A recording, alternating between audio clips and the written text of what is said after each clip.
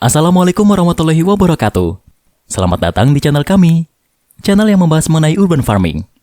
Untuk kalian yang belum subscribe, silahkan klik tombol subscribe. Dan jangan lupa klik tombol lonceng, supaya kalian mendapatkan notifikasi video terbaru kami. Assalamualaikum warahmatullahi wabarakatuh. Kembali lagi di channel kami urban.id. Ya, apa kabar para ponikers? Semoga kalian selalu sehat ya, dan semoga lancar rezeki dan selalu dilindungi oleh Allah Subhanahu wa taala. Nah, jadi pada kali ini kita akan membahas apa perbedaan mendasar antara benih selada yang lokal dan yang impor. Nah, penasaran kan apa sih bedanya, jenis selada apa sih yang cocok untuk di lingkungan kita gitu kan? Apakah yang lokal sudah cocok atau yang impor? Karena yang lokal dan impor ini cukup jauh perbedaan harganya gitu kan.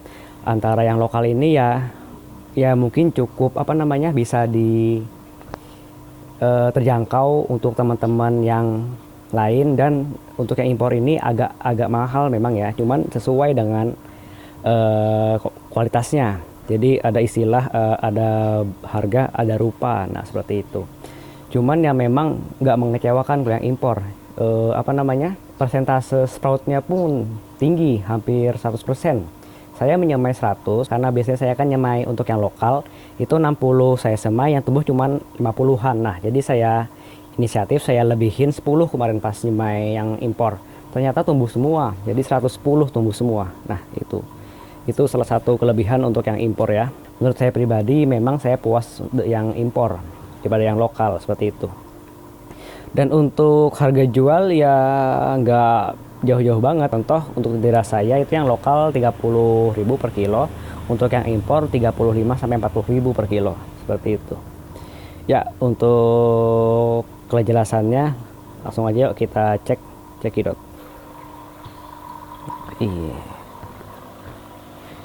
Ya oke, bismillahirrahmanirrahim. Assalamualaikum warahmatullahi wabarakatuh. Ya, jadi kita di sini akan menunjukkan perbedaan mendasar antara benih lokal dan benih impor. Yaitu yang pertama adalah tekstur daun. Ya. Di sini untuk yang lokal tuh ujungnya tuh lebih curly ya, atau lebih keriting. Dan dia ciri khas mendasarnya itu dia batangnya tinggi nih. Nah, dia berbatang. Dan nah, kayak gini nih ya contohnya ya. Ini kan bagus ya, kalau dilihat dari luar bagus. Nah, bagus kan? Tapi begitu dibuka, itu dia berbatang. Tuh, berbatang kan? Berbatang dia. Kayak gini kan bagus kan? Nah, begitu dibuka dia ada batang nih. Ini sudah ciri-ciri bakalan seperti ini nanti kalau sudah besar ya. Nah, seperti itu. Jadi kita ini menggunakan benih lokal ya, Grand Rapid ya. Untuk yang ini sudah 28 HST ya, atau hari setelah tanam. Hari setelah tanam itu yang dimaksud adalah dari persemaian lalu dipindahkan ke guli atau ke pipa ini. Itu yang disebut dengan hari setelah tanam. Tetapi kalau hari setelah semai itu dihitung sejak kita pertama kali menyemai. Nah, itu ada orang yang menghitung dari semaian, ada yang menghitung dari tanam. Kalau saya lebih memilih dari tanam karena lebih enak dihitungnya. Ini sama ya, 29 HST juga. Yang ini sama. Untuk yang di bawah ini beda nih. Ini lebih muda, sekitar 23 atau 22-an. Nah, ini. Yang untuk yang di sini semua menggunakan benih lokal karena ini angkatan terakhir dari benih lokal saya karena hampir habis ya. Nah, tetapi untuk instalasi yang di bawah sini ini sudah menggunakan benih impor semua. Nanti kita akan ke bawah sana, kita akan cross check perbedaan antara yang impor dan lokal. Nah, seperti itu.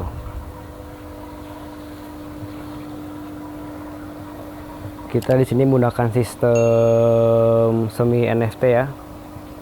Iya. Untuk ppm kita main di 1000 sampai 1100, dan pH kalau nggak salah 6,5. Tapi kalau saya pribadi saya nggak mempermasalahkan ppm dan pH ya, selama tanaman itu bagus nggak ada masalah. Tapi tetap jangan sampai loss control juga, karena tiap hari kita harus mengontrol kepekatan ppm dan tekstur keasaman air, yaitu pH-nya. Jangan sampai terlalu asam, jangan sampai terlalu basah, seperti itu. Dan untuk intensitas matahari di sini lagi musim hujan, ini agak-agak mendung. Jadi kira-kira jam-jam 10 baru keluar matahari, atau bahkan nggak sama sekali ya. Seperti itu. Saya lihat di mana-mana pun juga musim hujan, dan lagi di mana-mana musim banjir. Kemarin di Kalsel, di daerah saya itu barusan kena musibah banjir ya. Tapi alhamdulillah untuk daerah Banjarbaru, daerah saya khususnya itu nggak kena, karena kita di sini dataran tinggi dan nggak ada masalah di drainase, jadi alhamdulillah aman. Cuman ada beberapa daerah di Banjarbaru yang banjir ringan. Iya. Umur rata-rata panen kita sekitar 40 HST sampai 35 HST sampai 40 HST. Kita di situ sih ideal ideal panennya. Karena kalau terlalu muda takutnya nanti beratnya juga nggak sesuai harapan. Kalau terlalu tua nanti rasanya nggak sesuai harapan. Karena kita ngejar untuk masalah timbangan itu 200 gram ke atas atau 2 on. Nah seperti itu, takutnya kalau di bawah waktu itu nggak sampai 2 on. Nah karena selada itu idealnya 2 on ke atas atau 200 gram ke atas. Kalau sudah 250, 280, bahkan 3 on atau 300 gram itu udah, waduh, itu bagus sekali ya. Jelas itu nggak ada masalah di lingkungan atau dimanapun, nggak ada masalah itu. Tapi kalau selada kita cuma 100 gram, itu pasti ada masalah, entah nutrisi, lingkungan, atau bahkan pada sistem instalasi yang kita pakai. Ini sayurnya sehat ya, nggak ada trip burn, nggak ada masalah apa-apa. Cuman kalau masalah berbatang itu memang dari bibitnya ya, bibit lokal memang seperti itu. Nah, nggak ada trip burn ya, nggak ada masalah. Trip burn nggak. Ini daun sehat ya, nggak ada trip burn, nggak ada masalah sama sekali ya. Trip burn nggak ada, bersih.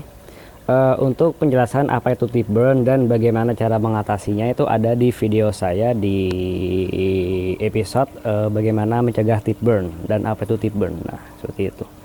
Ini alhamdulillah saya berhasil mengatasi tip burn, karena beberapa bulan yang lalu saya sempat mengalami tip burn besar-besaran. Itu hampir 3 slot pipa ini mengalami tip burn semua. Tapi alhamdulillah semenjak saya atasi dengan pencegahan itu dan bisa teratasi nih ya, nggak ada sama sekali tip burn. Bisa kalian lihat ini daun mudanya bersih banget nih, hijau muda bagus, nggak ada tip burn ya. Nah saya rasa itu aja yang bisa kita liput di selada lokal. Ayo kita turun ke bawah untuk meliput selada yang impor.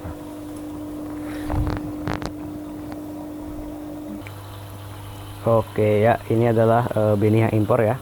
Nah seger-seger kan. Untuk benih yang impor ketika sudah berumur seperti ini dia baru kelihatan perbedaannya, tapi kalau masih kecil tuh hampir sama ya. Namanya selada kan mirip-mirip gitu kan, cuman ketika sudah besar seperti ini dia beda. Nah untuk yang impor itu kalau kita lihat dalamnya itu dia dari pangkal dari rock wall itu sudah daun, itu nggak ada batang ya, bisa kalian lihat kan. Nah ini sudah, jadi dari dasarnya rock wall itu sudah naik ke atas, itu sudah daun. Berbeda dengan yang lokal tadi. Kalau yang lokal tadi kan batang dulu baru daun. Kalau yang ini dia sudah daun semua ini, jadi nggak ada batang. Nah, bisa kalian lihat kan.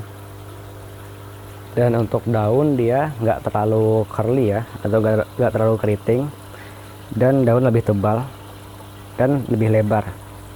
Ini belum kelihatan sih lebarnya karena masih kecil. Nanti ketika sudah besar tuh baru kelihatan.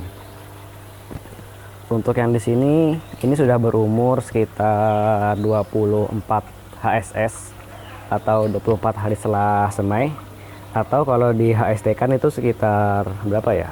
Mungkin 12 hari kali ya. Ya 12 harian. 12 hari HST. Kurang lebih lah. Saya lupa nih di laptop nih catatan rotasinya. Dan ini kita tanam itu 110 per 10 hari. Jadi kita rotasi 10 hari sekali panen. Nah, ini batasnya sampai sini. Ini baru-baru nih, murid baru ini ya. Baru datang kemarin, baru lulus TK, ini masuk SD dia.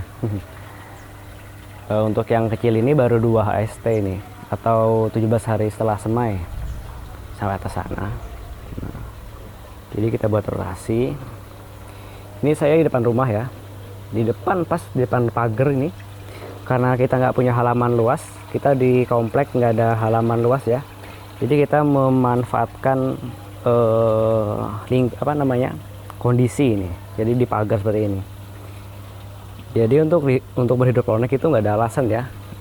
Tanah sempit atau nggak ada halaman tuh nggak ada alasan. Kalau ada niat kita berhidroponik itu di tempat kayak gini pun bisa jadi. Ini lumayan nih, 240 lubang. Kalau dihasilkan itu 240 dibagi 4, misalkan sekilo isi 4 sudah berapa? Dikali 35.000. Nah, hitung sendiri ya. Lumayan per bulan seperti itu. Apalagi di masa pandemi seperti ini ya, masa-masa sulit untuk mendapatkan penghasilan yang yang tetap, kecuali kalian sudah punya kerjaan tetap, itu enak. Cuman kalau untuk kita yang masih mahasiswa ini, berusaha seperti ini juga udah lumayan buat bantu-bantu orang tua kan. Nah, jadi kita outputnya menggunakan T ya. Jadi dari 2,5 in ke 2 in.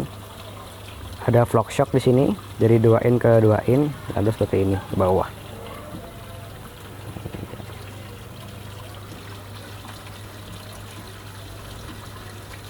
Untuk atap kita menggunakan batik UV 200 mikron. Karena di sini ruang terbuka kena hujan. Sebetulnya fungsi atap ini dia untuk menghalangi hujan saja. Supaya nggak masuk ke pipa, supaya nggak tercampur dengan nutrisi.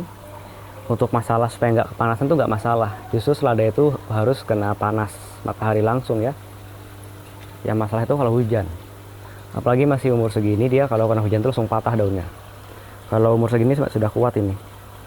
Sudah kuat ya kalau kena hujan. Tapi kalau yang masih kecil tuh rentan. Untuk input kita menggunakan selang PE ya. Selang PE. Lalu kita beri stop kran untuk mengatur debit air supaya nutrisi itu merata ke semua pipa. Iya. Untuk mesin air, nah banyak yang mengeluhkan ya, kalau menggunakan sistem vertikal seperti ini, itu mesin airnya itu nggak sampai atas. Nah, ya memang seperti itu. Resiko untuk menggunakan sistem vertikal itu memang seperti itu.